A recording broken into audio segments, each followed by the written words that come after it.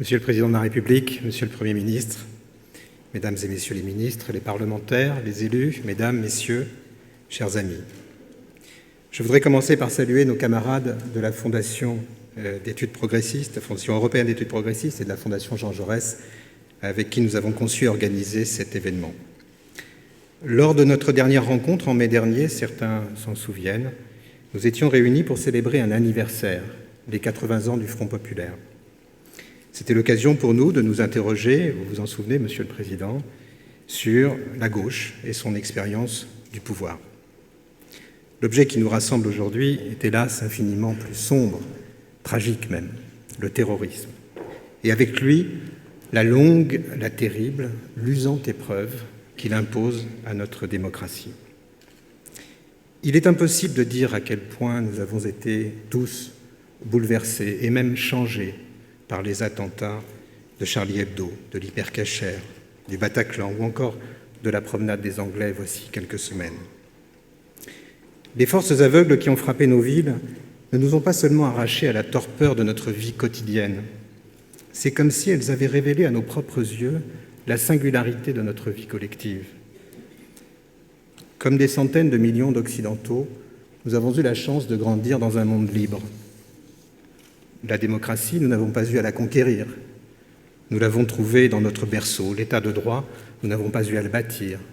Il faisait partie de notre héritage.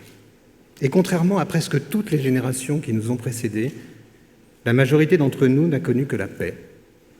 Nous avons profité de l'une des sociétés les plus sûres, non seulement du monde, mais de l'histoire humaine.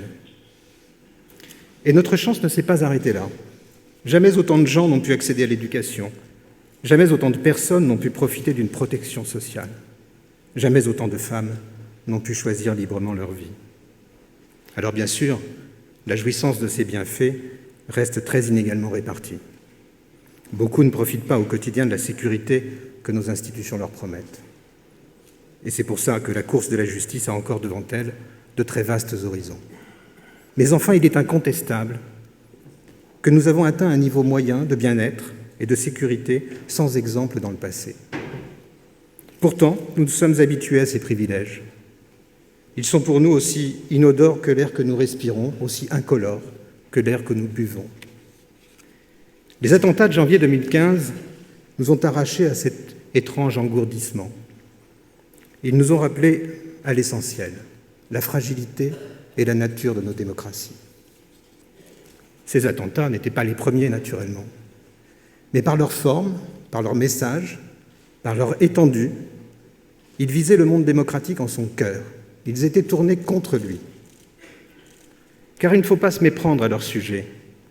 Les terroristes qui ont ensanglanté les rues de Paris, de Nice, mais aussi de Bruxelles, d'Ankara, de Beyrouth, ces terroristes ne sont pas seulement hostiles à ce que nous faisons, aux décisions que nous prenons, aux finalités que nous poursuivons. Comme le soulignait Salman Rushdie au lendemain du 11 septembre, il y a déjà 15 ans, ils sont hostiles à ce que nous sommes, ils sont hostiles à ce qui nous définit. Le pluralisme, le multipartisme, le suffrage universel, le parlementarisme, la laïcité, les manifestations, les pétitions, les désaccords, les controverses, le droit à disposer de son corps, l'égalité des hommes et des femmes, le doute scientifique, les plaisirs culturels, la satire, les caricatures, l'insolence, la convivialité, la lutte contre l'homophobie, la lutte contre l'antisémitisme, la lutte contre le racisme. Tout cela n'est que mollesse et corruption à leurs yeux. Que nous disent ces terroristes depuis 2 ans? Que nous sommes faibles, que notre matérialisme nous a conduits à la décadence, que notre monde d'abondance et de liberté a fait de nous des êtres dépravés. À l'inverse, eux, ils seraient forts d'une foi capables de vaincre jusqu'à la peur de mourir, alors que nous attachons un tel prix à la vie que nous serions incapables de la sacrifier pour quoi que ce soit. Bref, comme le rappelait encore Salman Rushdie il y a 15 ans, les fondamentalistes croient que nous ne croyons en rien. Pour leur répondre, nous ne devons pas nous tromper de question. La bonne question n'est pas « en quoi croyons-nous » Parce que nous avons décidé de respecter toutes les croyances, nous avons aussi décidé de n'en épouser collectivement aucune. Pas même la laïcité dont Régis Debray a eu raison de rappeler qu'elle ne saurait être la religion de ceux qui n'en ont pas.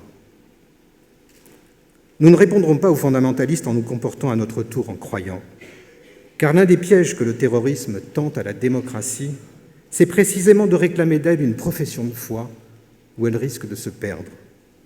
C'est de réclamer d'elle qu'elle se rapetisse à une dimension comparable à la leur. La démocratie est moralement et spirituellement indéterminée. Cette pauvreté symbolique est à la fois son fardeau, son honneur et le privilège de la liberté. C'est ce qui la rend plus grande. Qui sommes-nous ? Voilà sans doute la bonne question. Qui sommes-nous ensemble, dans notre diversité d'origine, d'opinion, de croyances ? L'histoire nous livre des réponses. Elle nous apprend de quelle fidélité nous sommes comptables, de quelle permanence nous sommes les gardiens. Notre histoire nationale, bien sûr, mais aussi la longue histoire des démocraties qui, confrontées à la violence dans le passé, ont dû elles aussi se mettre d'accord sur ce qui importe vraiment. Je voudrais vous lire à ce sujet l'extrait d'un discours prononcé il y a près de 2500 ans. Nous sommes à l'hiver 431 avant notre ère. Athènes, comme nous aujourd'hui, pleure alors les morts de la guerre, d'une guerre. Et Périclès, qui a été désigné pour prononcer l'oraison funèbre en présence des dépouilles, commence son discours par un éloge de la cité démocratique. Voici ce qu'il dit devant le peuple rassemblé. « Du fait que l'État, chez nous, est administré dans l'intérêt du plus grand nombre et non d'une minorité, notre régime a pris le nom de démocratie. L'égalité y est assurée à tous par les lois. La liberté est notre règle dans le gouvernement de la République. Nous ne nous irritons pas contre le voisin s'il agite à sa tête. Nous obéissons toujours aux magistrats et aux lois, et parmi celles-ci, surtout à celles qui assurent la défense des opprimés. Telle est la cité dont, avec raison, ces hommes n'ont pas voulu se laisser dépouiller et pour laquelle ils ont péri. » Et Périclès de conclure « Ayez chaque jour sous les yeux la puissance de la cité, servez-la avec passion, et dites-vous que la liberté se confond avec le bonheur et le courage avec la liberté. » Comme au temps de Périclès, nous devons aujourd'hui dire le plus clairement possible qui nous sommes et dans quelle vertu nous nous reconnaissons. Sur quoi nous pouvons faire des compromis sans nous perdre, sur quoi nous pouvons transiger sans nous égarer, mais aussi sur quoi nous devons tenir. Tenir sans composer, tenir sans faiblir. Voilà quelques-unes des questions que nous avons souhaité vous soumettre, Monsieur le Président de la République, et nous en mesurons, croyez-le bien, toute la difficulté. Elle regarde la démocratie et elle regarde aussi notre cohésion nationale.